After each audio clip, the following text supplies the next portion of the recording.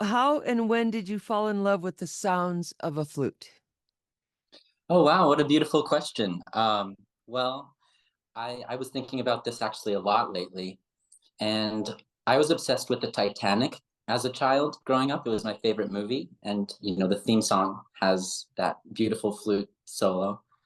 I was also very into animation and Disney movies, The Little Mermaid, beautiful flute soundtrack in there. Prince Eric plays the flute, and I also kind of had an obsession with that. So I feel like from a young age, for some reason, I really identified with that sound, and it was stuck in my head from a very young age. But I didn't actually start playing until I was 11. Oh, okay. And how did that happen to take place? Who handed you a flute and what made you start and who was your teacher then? Yeah, sure.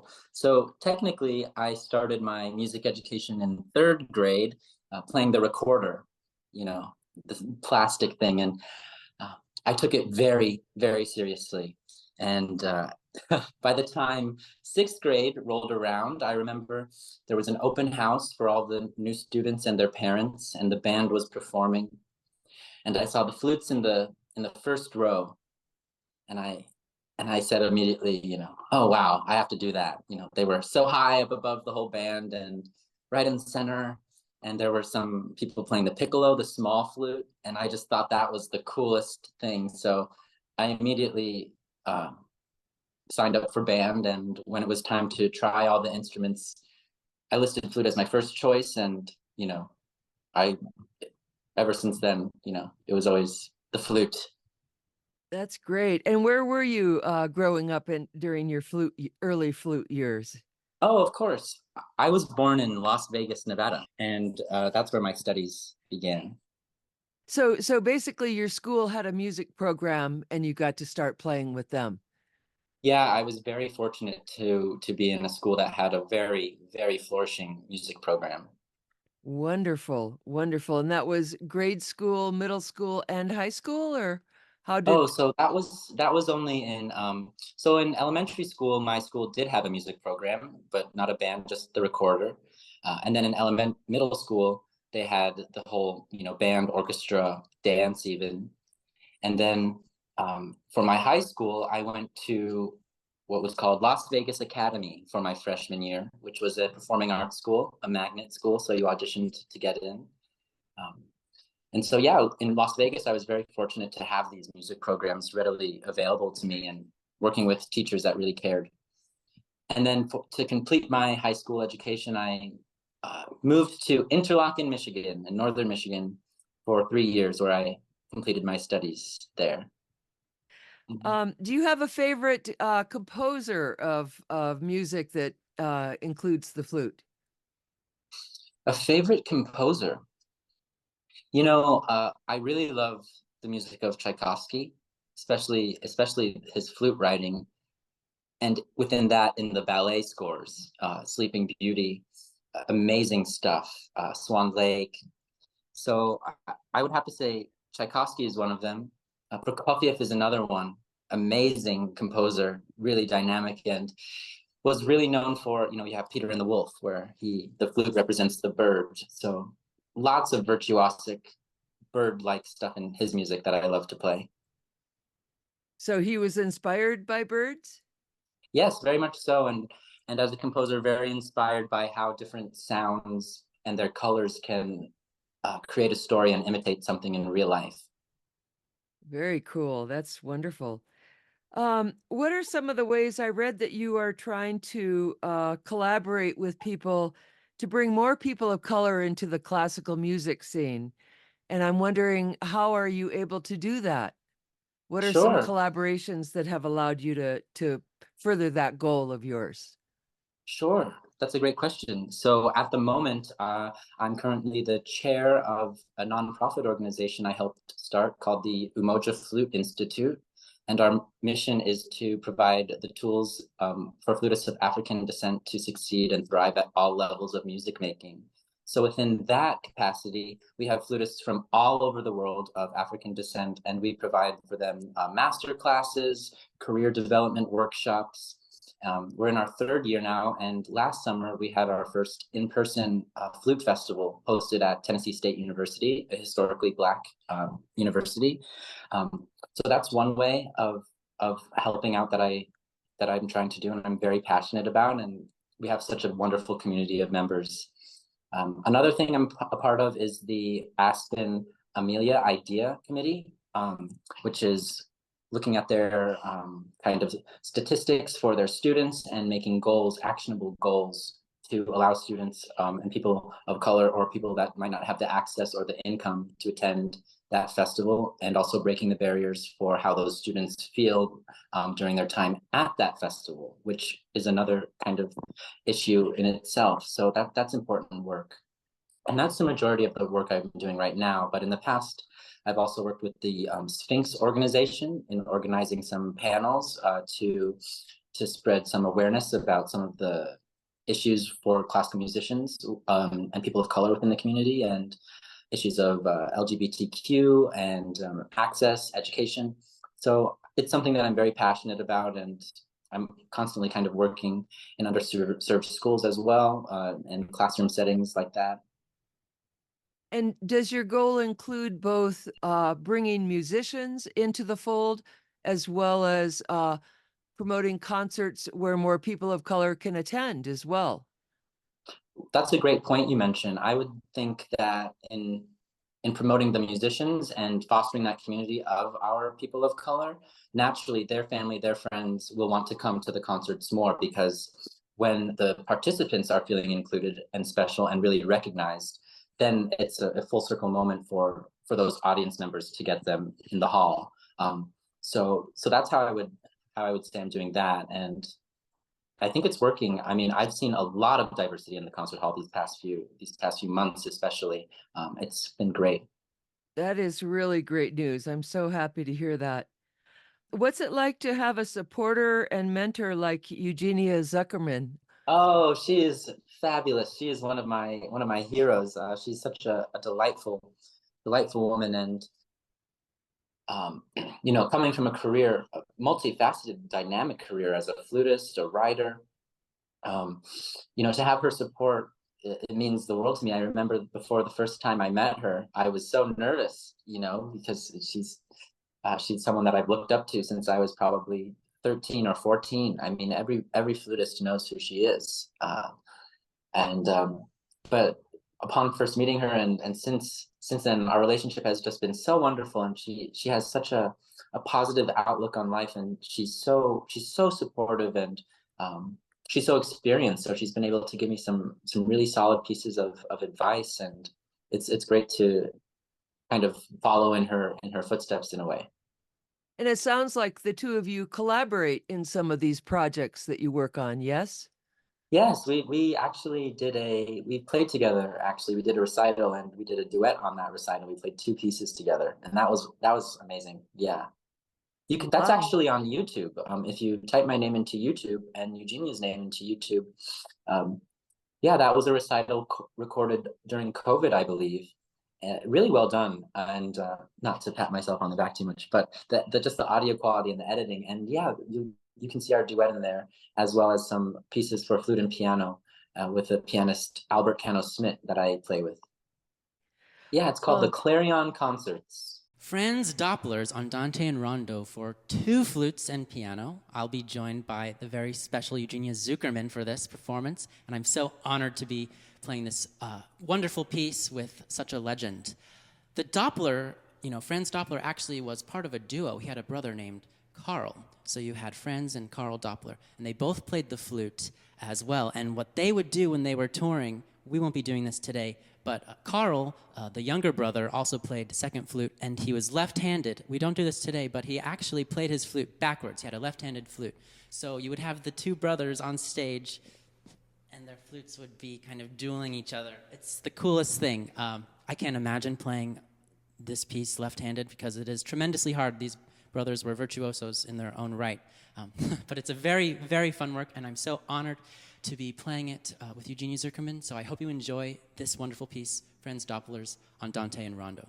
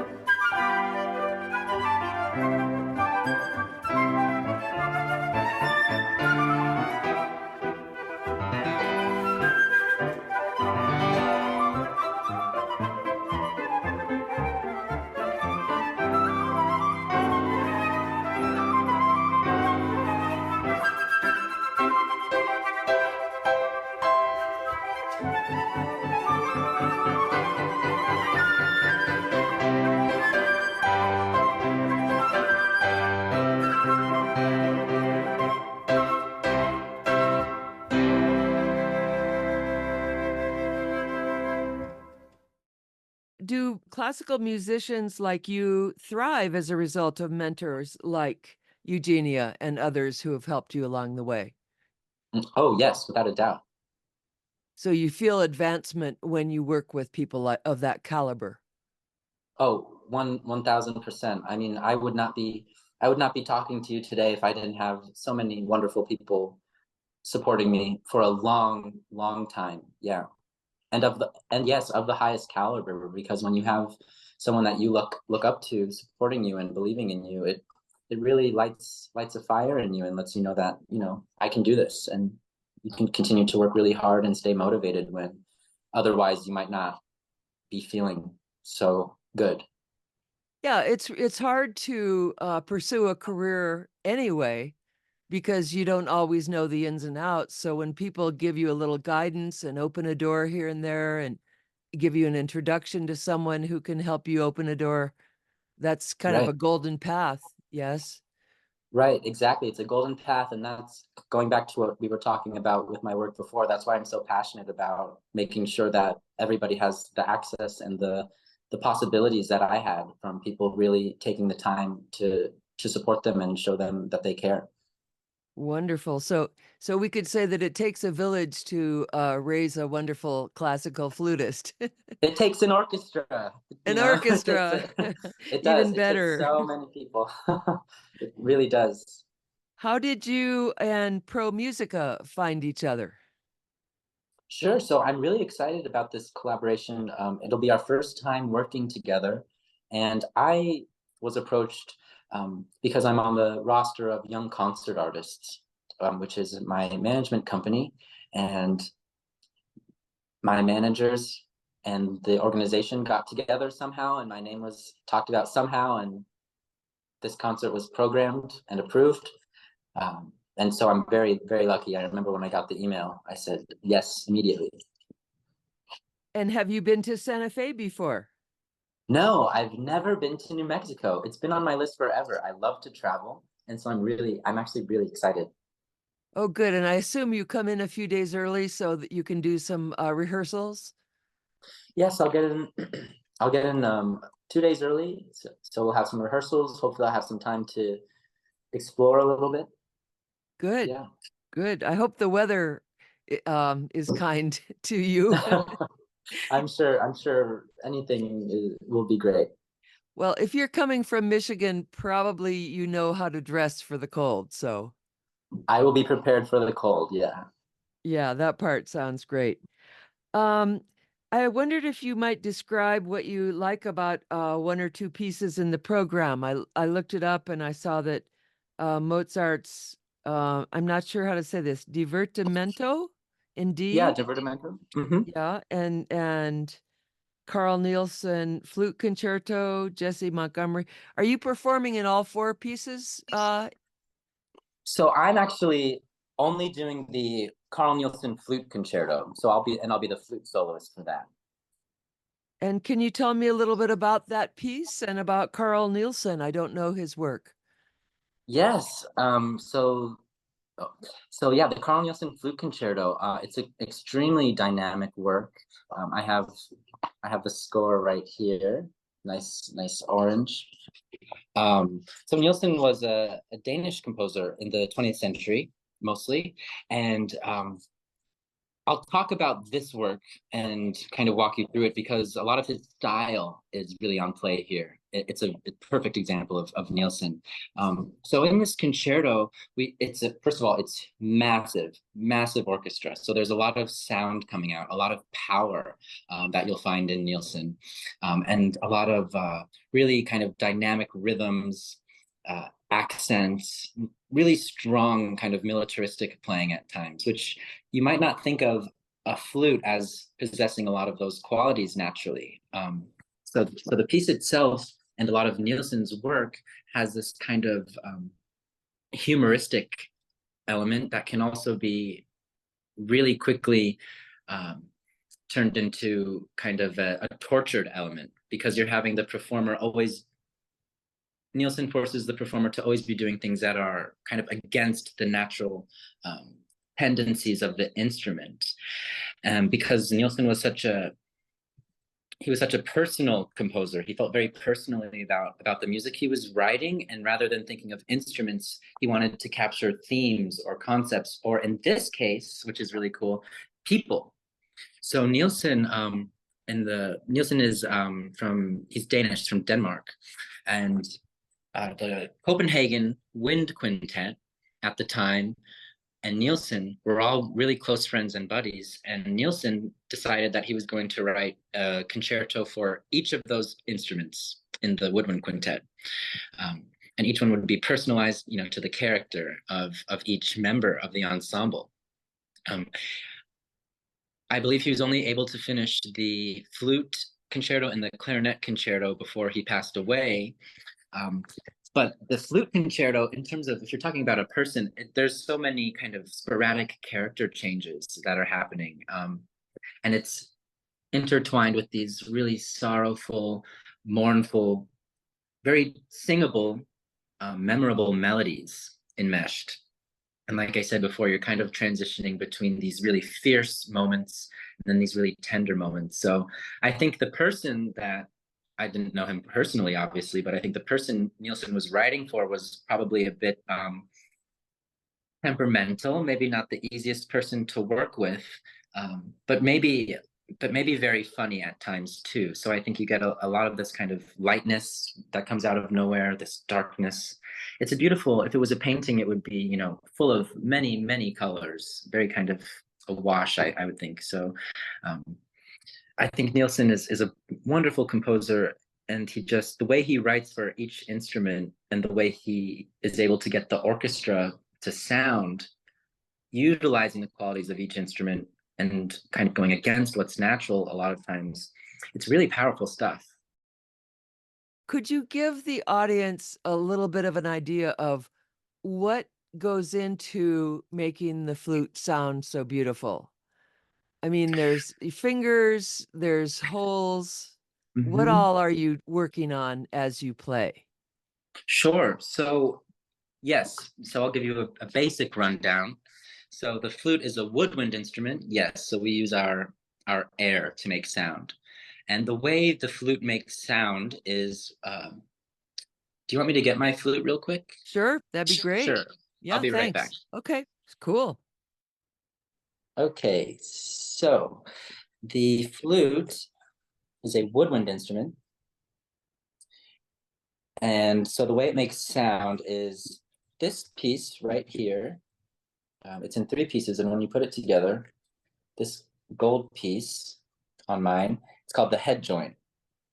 And what you do, it's kind of like blowing across a Coke bottle, if you've ever done that and made a sound. Basically, you're blowing across this hole, and then the air from blowing vibrates the metal, and then it starts vibrating all the way down the tube, and it makes sound. So that's the science of how to make a sound, basically. And then, yes, we have our keys. And when you press down each key, you're either making the tube itself longer or shorter. And that changes the amplification and the harmonics. So that's how you get different notes. So when I add fingers, I'm making the tube longer, and therefore the longer something is, the lower something is. So as you see me adding my fingers,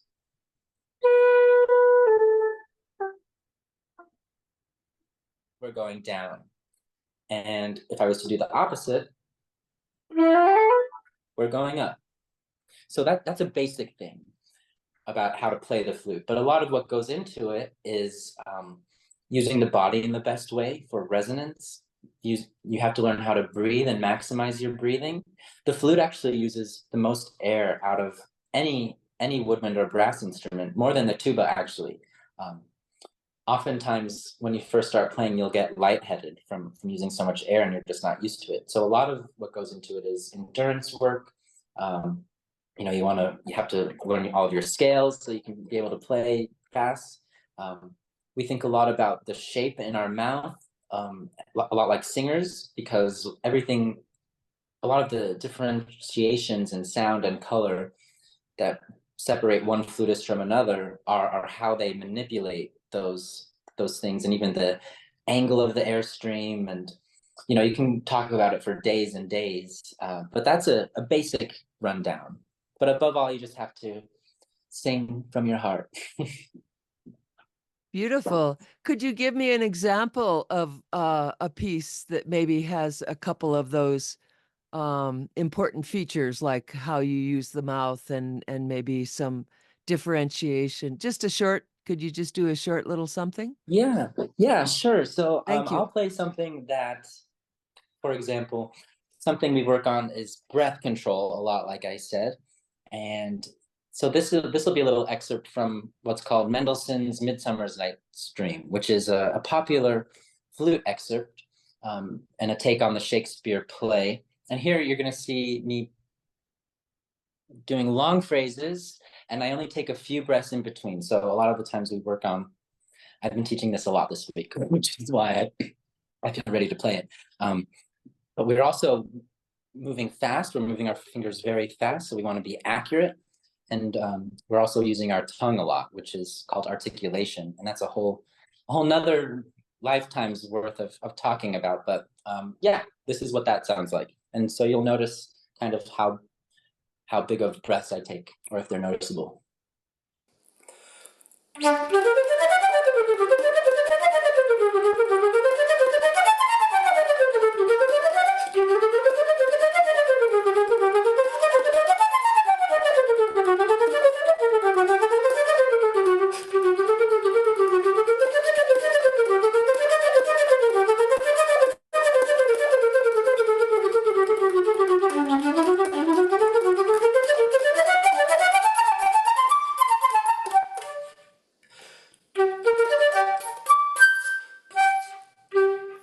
Something like that would be something flutists work on a lot, that combines a lot of kind of the intricate details of what we do.